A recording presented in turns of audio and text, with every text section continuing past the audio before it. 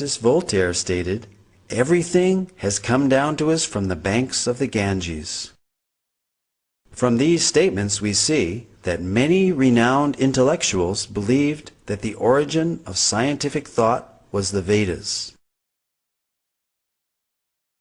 The Vedic literatures contain descriptions of advanced scientific techniques, sometimes even more sophisticated than those used in our modern technological world. Modern metallurgists have not been able to produce iron of comparable quality to the 22-foot-high Iron Pillar of Delhi, which is the largest hand-forged block of iron from antiquity. This pillar stands as mute testimony to the highly advanced scientific knowledge of metallurgy that was known in ancient India. Cast in approximately the 3rd century BCE, the 6.5-ton pillar, over 2 millennia, has resisted all rust and even a direct hit by the artillery of the invading army of Nadir Shah during his sacking of Delhi in 1737. Vedic cosmology is yet another ancient Vedic science which can be confirmed by modern scientific findings, and this is acknowledged by well-known scientists and authors such as Carl Sagan and Count Maurice Maeterlinck, who recognized that the cosmology of the Vedas closely parallels modern scientific findings. Carl Sagan stated, "Vedic cosmology is the only one in which the time scales correspond to those of modern scientific cosmology."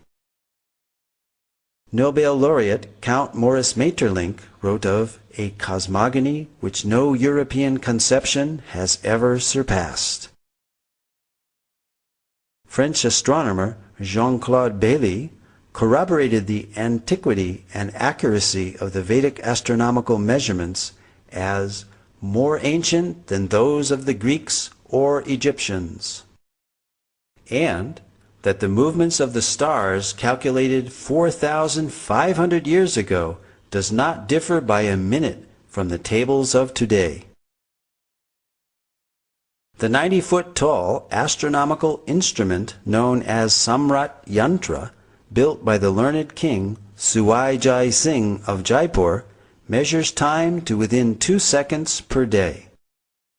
Cosmology and other scientific accomplishments of ancient India spread to other countries along with mercantile and cultural exchanges. There are almost 100 references in the Rig Veda alone to the ocean and maritime activity. This is confirmed by Indian historian R.C. Majumdar, who stated that the people of the Indus-Saraswat civilization engaged in trade with Suma and centers of culture in Western Asia and Crete.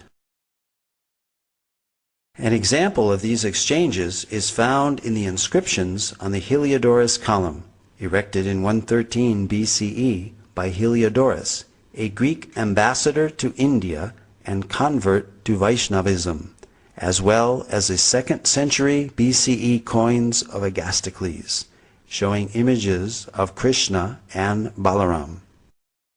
These artifacts stand testimony that Sanatana Dharma predates Christianity. This also confirms the link between India and other ancient civilizations such as Greece, and shows that there was a continuous exchange of culture, philosophy, and scientific knowledge between India and other countries. Indeed, the Greeks learned many wonderful things from India. Voltaire, the famous French writer and philosopher, stated, "Pythagoras went to the Ganges to learn geometry." Abraham Seidenberg, author of the authoritative History of Mathematics, credits the Sulba Sutras as inspiring all mathematics of the ancient world, from Babylonia to Egypt to Greece.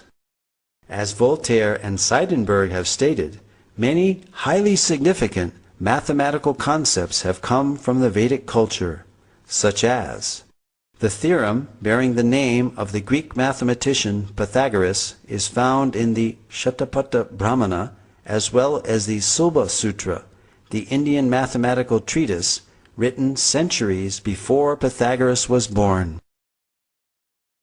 The decimal system, based on powers of 10, where the remainder is carried over to the next column, first mentioned in the Taittiriya Samhita of the Black Yajurveda. The introduction of 0 as both a numerical value and a place marker. The concept of infinity. The binary number system, essential for computers, was used in Vedic verse meters. A hashing technique similar to that used by modern search algorithms such